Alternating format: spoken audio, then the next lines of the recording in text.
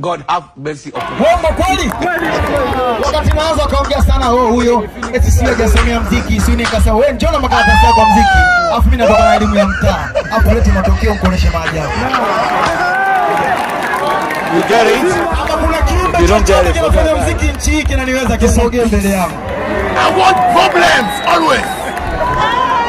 Kama kuna kiumbe chochote niambie kitu. Kigoma wewe. Hapa katikati nilikuwa niko na harakati nyingi za kimataifa. Huko nyuma kwa kuna dharau nyingi za kijinga. Nikasema hawana adabu hao. Nikawatia misumari. Misumari. Inaitwa shikeni. Like I could have killed a lot of people. Niweke misumari.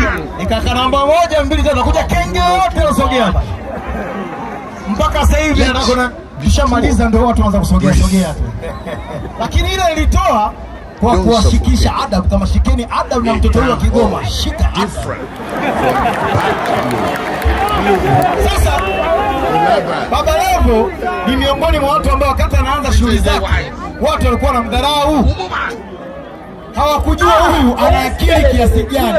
Hawakujua ni jembe kiasi kama ndugu yangu mimi nakujua Joe, nakujua akili yako kubwa kiasi gani. Jamani, Baba Levo ana uchungu.